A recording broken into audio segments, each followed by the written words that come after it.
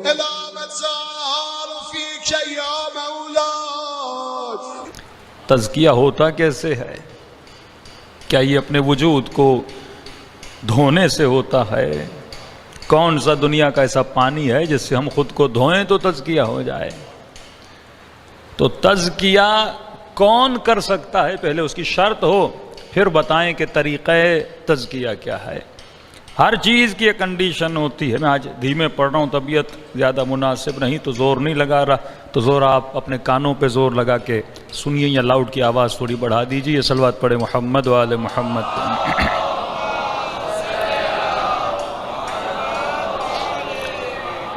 تو تزکیے کی سب سے پہلی شرط یہ ہے کہ اپنے وجود میں ایک صفت کو پیدا کرو، اور اگر وہ صفت پیدا ہو گئی تو راہ تزکیے پہ چلنے کی صلاحیت رکھ سکتا ہے. اس صفت کا نام ہے اپنے وجود پر کنٹرول کا ہونا. اور یہ کنٹرول تبھی آتا ہے جب بندے کا ارادہ مضبوط ہو. اگر آپ کا ارادہ کمزور ہوگا آپ کا کنٹرول کمزور ہوگا، اور جب کنٹرول کمزور ہوگا تو آپ خود کو نہیں چلا رہے ہوں گے، کوئی اور آپ کو چلا رہا ہوگا.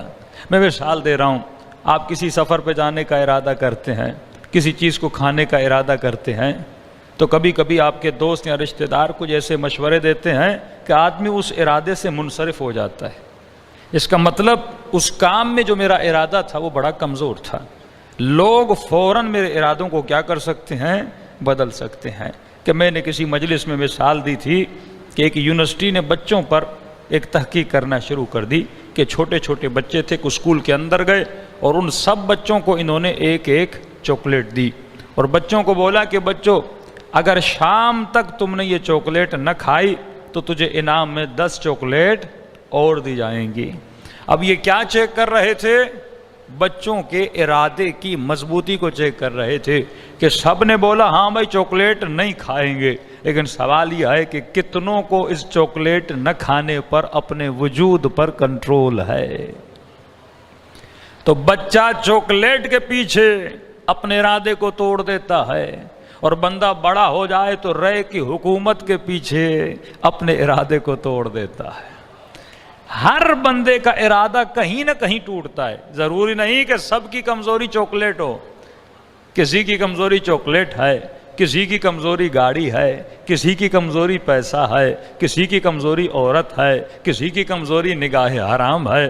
ہر بندے کی اپنی کمزوری ہے. تو جس کی جہاں کمزوری آتی ہے وہیں پر نفس اس کے اوپر سوار ہو جاتا ہے. اور یہ کب اپنی کمزوریوں کو اپنی مضبوطیوں میں بدلے گا؟ جب اس کا ارادہ مضبوط ہو جائے گا. تو کہا شام تک انہوں نے ویٹ کیا کہ دیکھیں کون سے بچے ہیں جو چاکلیٹ نہیں کھاتے. تو انہوں نے شام تک ویٹ کیا، اور جب شام کو آئے تو 27 بچے تھے. 27 بچوں کو چیک کیا، ہاں بھائی جو چاکلیٹ ہم نے صبح کو دی تھی لاؤ تاکہ اس کے بدلے میں 10 چاکلیٹ تمہیں اور دی جائے. تو کہتے ہیں 27 میں سے تقریباً 21 یا 22 بچوں نے چاکلیٹ کھا لی تھی، 6-7 بچے اور تھے جنہوں نے چاکلیٹ نہیں کھائی تھی. پھر کہتے ہم نے 20 سال صبر کیا کہ دیکھیں جنہوں نے کھائی تھی وہ فیوچر میں کیا بنے، اور جنہوں نے نہیں کھائی تھی وہ فیوچر میں کیا بنے. اور جب ہم نے چیک کیا کہ جنہوں نے چاکلیٹ کھا لی یعنی جن کا ارادہ کمزور تھا، ان میں سے کوئی ڈرائیور بنا، کوئی چپڑاسی بنا، کوئی پزا بوائے بنا، یعنی سمپل سے کام کرنے والے بنے. اور جن بچوں نے نہیں کھائی تھی جن کو کنٹرول تھا، کوئی ڈاکٹر بنا، کوئی انجینئر بنا، کوئی سائنسدان بنا، کوئی بزنس مین بنا. تو تبھی معصومین فرماتے ہیں 7 سال سے لے کر 14 سال تک یہ بچہ تیرا غلام ہے. 7 سے 14 تک اس کے ارادے کو مضبوط کر. اگر بچپنے میں مضبوط ہو گیا تو کسی میدان سے بھاگے گا نہیں. یہ قرآن جو صفات بتاتا ہے کہ لوگ میدانوں کو چھوڑ کے بھاگ جاتے تھے، یہ ارادے کی کمزوری ہے. اگر ارادہ بندے کا مضبوط ہو تو ٹوٹی ہوئی تلوار سے بھی دفاع کرتا ہوا نظر آتا ہے. اگر ارادہ بندے کا مضبوط ہو تو کربلا سجتی ہوئی نظر آتی ہے. یہ 72 وہ تھے جن کے ارادے مضبوط تھے. زہیر کیسا بھی تھا، اس کا مذہب کیا بھی تھا اس سے پہلے، لیکن حسین جانتے تھے کہ زہیر کا ارادہ مضبوط ہے، وہب کا ارادہ مضبوط ہے، حر کا ارادہ مضبوط ہے. اب اگر تو دین باطل پر بھی ہے پر تیرا ارادہ مضبوط ہے تو اہل بیت کوشش کرتے ہیں تجھے اپنے مکتب میں لا دیں. میں مثال دوں نا، 100 بندے شیعہ ہوں لیکن ارادہ کمزور ہو، لیکن ایک بندہ شیعہ نہ ہو کسی اور مکتب میں ہو تو بندہ کہے گا یہ ایک مجھے دے دو، یہ 100 لے لو، کیونکہ آج ساتھ ہوتے ہیں کل ساتھ نہیں ہوتے. کبھی بولتے ہیں یا علی گرمی ہے، کبھی بولتے ہیں یا علی زردی ہے. تب امام نے فرمایا کہ جو شامی تھے امیر شام کے ساتھ ان کے ارادے بڑے مضبوط ہوتے تھے کہ فرمایا جب وہ اپنے باطل پہ ہوتے ہوئے باطل پر اتنی مضبوطی سے کھڑے ہیں، تو حق پہ ہوتے ہوئے اپنی حق کے لیے کیوں نہیں لڑتا؟ تو یہ سیدہ اگر دربار میں جا رہی ہیں، اہل بیت اگر کربلا میں آ رہے ہیں تو کس کی نشانی ہے؟ ارادے کی مضبوطی کی نشانی ہے. تو جب تک بندہ اپنا ول پاور مضبوط نہ کرے تو ارادہ اب مضبوط کیسے ہوتا ہے، اس کی ٹیکنیک آپ کو بتا دوں. مثال کے طور پر آپ کو کوئی چیز کھانے میں بڑی پسند ہے، مثلا ڈیلی بیسس پہ آپ اپنا موبائل بڑا یوز کرتے ہیں، 7 گھنٹے 6 گھنٹے 8 گھنٹے 2 گھنٹے، ہر وہ چیز جس کی آپ کو عادت ہے. مثلا ایک بندے کو مرغی پسند ہے، ایک بندے کو آئس کریم پسند ہے، ایک بندے کو چائے پسند ہے. تو فرمایا کہ جب بھوک بھی لگی ہو اور وہ چیز سامنے بھی پڑی ہو اور دوسری چیز بھی پڑی ہو، اب نفس کہے گا کہ وہ کھاؤ جو تجھے پسند ہے. اس دن نفس کو بولو کہ نہیں، آج اپنے ارادے پہ چلوں گا، تیرے ارادے پہ نہیں چلوں گا.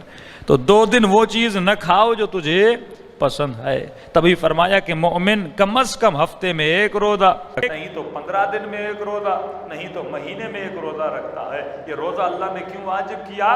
تاکہ سال میں 1 مہینہ خدا ٹریننگ دیتا ہے ہمارے ارادوں کو مضبوط کرنے کی. اب 1 مہینہ اللہ ٹریننگ دیتا ہے اور جیسے یہ مہینہ ختم ہوتا ہے تو اس کے بعد ہمیں خود کو ٹریننگ دینی ہوتی ہے.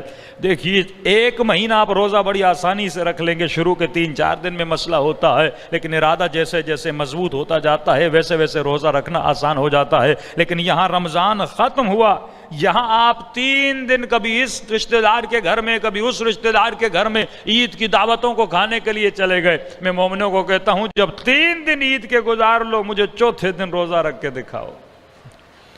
بڑا مشکل ہوتا ہے. 1 مہینہ خدا نفس کو پتلا کرتا ہے اور میں 3 دن میں سے اتنا موٹا کر دیتا ہوں کہ 4تھے دن روزہ رکھنا بڑا مشکل ہو جاتا ہے. اسی لیے فرمایا کم از کم ہفتے میں 1 دن روزہ رکھو تاکہ تمہارا نفس پر کیا رہے؟ کنٹرول رہے. جو چیزیں پسند ہیں 2 دن کے لیے اس کو چھوڑ دو. مثلا موبائل پہ جو چیز زیادہ استعمال کرتے ہو، کام کی بھی نہیں ہے لیکن وہ تمہاری عادت بن چکی ہے، تو ارادہ بناؤ بھائی 2 دن موبائل استعمال نہیں کروں گا. تو آپ کو پتہ چلے گا یہ کام میرے لیے کتنا مشکل ہے. مثلا مومن گھر آتا ہے، دن میں تو کتنے گھنٹے باتیں کرتا ہے، نیت کر لو کہ میں دن میں 1 گھنٹہ مختص ہے، اس 1 گھنٹے میں کسی سے بات نہیں کروں گا. اس سے کیا ہوگا؟ زبان پر کنٹرول ہوگا. اچھا 1 گھنٹے میں کیا کروں گا؟ کہ 1 گھنٹہ کسی سے بات نہیں کروں گا. ہاتھ میں تسبیح لیجئے، اس 1 گھنٹے میں بس ذکر پروردگار عالم کروں گا. اس سے آپ جج کر سکیں گے کہ میرا ارادہ کمزور ہے یا میرا ارادہ مضبوط ہے. اب بندے کا جب ارادہ مضبوط ہو جاتا ہے، یعنی کم از کم ہفتے میں 1 روزہ رکھے، اپنی زبان کو 1 گھنٹے کے لیے حالت سکوت میں ڈال دے اور ذکر خدا میں مشغول ہو جائے. یہ زبان جب باہر جاتا ہے بول دے بھائی 1 ہفتہ جب جاؤں گا نگاہوں کو جھکا کر چلوں گا، تو پتہ چلے گا آنکھوں پر کنٹرول ہے کہ نہیں ہے. بندہ سفرے پر بیٹھے خود کو پابند کر لے، مثلا 1.5 روٹی سے زیادہ نہیں کھاؤں گا، 2 روٹی سے زیادہ نہیں کھاؤں گا، فکس کر لے اپنے اوپر نا. مولا وصیت کرتے ہیں نظم امورکم، اپنے امور کو نظم دو. نظم میں ہی تقویٰ ہے. جب تک نظم نہیں ہے بندے کو پتہ نہیں صبح کتنی روٹیاں کھاتا ہوں، دوپہر کو کتنی روٹیاں کھاتا ہوں، رات کو کتنی کھاتا ہوں، کوئی نظم نہیں ہے. اب اگر بندہ موٹاپے کا شکار ہے، آیت اللہ دستغیب کے پاس ایک موٹا سا بندہ گیا کہ قبلہ کوئی وظیفہ دیجیے تاکہ میں پتلا ہو جاؤں. آقا نے کہا ایک کام کرو، اپنے ہر لقمے پر انا انزلنا پڑھا کرو، اپنے ہر لقمے پر. اس نے کہا ٹھیک ہے مولانا. اور جب پڑھنا شروع کیا تو کہتا ہے تو بڑا مشکل کام ہے کیونکہ کھانا سامنے پڑا ہوا ہے، پہلے یہ سمجھو ایک انا انزلنا میں 10 لقمے کھا جاتا تھا، اب مولانا نے کہا ایک لقمہ کھانا ہے، اب بندہ جتنی دیر چباتا جائے گا اس کا تقریباً 20 30 یا 40 لقموں میں پیٹ ویسے ہی بھر جاتا تھا، کیونکہ ڈائجسٹ سسٹم کو دیر سے پتہ چلتا ہے کہ بھر چکا ہے، یہ 10 منٹ لیٹ اپنے دماغ کو رپورٹ دیتا ہے، تب امام نے فرمایا ابھی پیٹ میں جگہ ہو تو کھانے کو ترک کر دو۔ اس سے کیا ہوگا؟ انسان کا ارادہ مضبوط ہوگا، یعنی حرص سے غذا پیدا نہیں ہوگا، یہ خود اپنے حرص کو کیا کرے گا؟ کنٹرول کرے گا، اور اس کنٹرول سے اس کا ارادہ مضبوط ہوگا۔ اب جب پیٹ پر ارادہ مضبوط ہو گیا، آنکھوں کے لیے ارادہ مضبوط ہو گیا، راہوں کے لیے ارادہ مضبوط ہو گیا، اس نے ہفتے میں 1 روزہ رکھا، مہینے میں 2 روزے رکھے، اب اس کا ارادہ مضبوط ہو گیا۔ جب ارادہ مضبوط ہو جائے اب تزکیہ شروع ہو جاتا ہے، جب آپ نے سمجھ لیا اب جو میں کہوں گا میرا بدن وہ کرے گا، اس کے بعد اب تزکیے کے راہ پہ چلتے ہیں، اور تزکیے کی ابتدا ہوتی ہے حاسبو قبل ان تحاسبو، محاسبے سے شروع ہوتی ہے۔ کہ مومن جس طرح اپنے بزنس کا حساب و کتاب کرتے ہو کہ کتنا پیسہ آیا اور کتنا پیسہ گیا، تم نے ایک رجسٹر بنایا ہوا ہے کہ انکم اتنی ہوئی ہے، انویسٹ اتنا ہوا ہے، اسی طرح یہ جو خدا نے تجھے اعضاء دیا ہے یہ اللہ نے تیرے اوپر انویسٹ کیا ہوا ہے، تجھے آنکھیں دی ہیں، تجھے زبان دی ہیں۔ آیت اللہ امینی فرماتے تھے 1 ہفتے کے لیے میں بیمار ہوا، اور اللہ نے ایک ایسی بیماری دی جس سے میرا چھوٹا پیشاب جو تھا وہ بدن سے خارج نہیں ہوتا تھا، کہتے ہیں ہاسپٹل میں ایڈمٹ ہوا، 1 ہفتے کا بل مشینوں کے ذریعے سے انہوں نے میرے بدن سے نجاست کو خارج کیا، تقریباً 6 لاکھ 7 لاکھ کا بل آیا، پھر اللہ نے شفا دی۔ اب مصلی پہ جب بھی جاتا تھا شکر خدا کرتا تھا کہ خدایا اگر بندہ ہاسپٹل میں چلا جائے تو اسی چیز کو خارج کرنے کے لیے 7 لاکھ دینے پڑتے ہیں، اور تو نے فری میں مجھے اتنے سسٹم دیے ہوئے ہیں، بندے کا ایک دانت گر جائے نقلی دانت جا کے لگواؤ تو کتنے پیسے دینے پڑتے ہیں، لیکن تو نے مجھے 32 دانت فری میں دے دیے۔ بندہ گنجا ہو جائے تو جا کر بال لگوائے تو پتہ چلتا ہے کتنے پیسے دیے جاتے ہیں، لیکن اے خدا یہ بال کاٹتا تھا پھر تو دوبارہ دیتا تھا، پھر میں کاٹتا تھا پھر تو دوبارہ دیتا تھا، یعنی اللہ جتنا کچھ دے رہا ہے فری میں دے رہا ہے نا، اللہ نے ہمارے اوپر انویسٹ کیا ہوا ہے۔ اب سوال یہ ہے کہ جو چیزیں اللہ نے دی ہیں تو ان کو کس جگہ پہ لگا رہا ہے، اس کا محاسبہ کرنا شروع کر دے کہ یہ آنکھیں اللہ نے فضول کاموں کے لیے نہیں دی ہے، یہ تیرے امام زمانہ کی زیارت کے لیے دی ہیں۔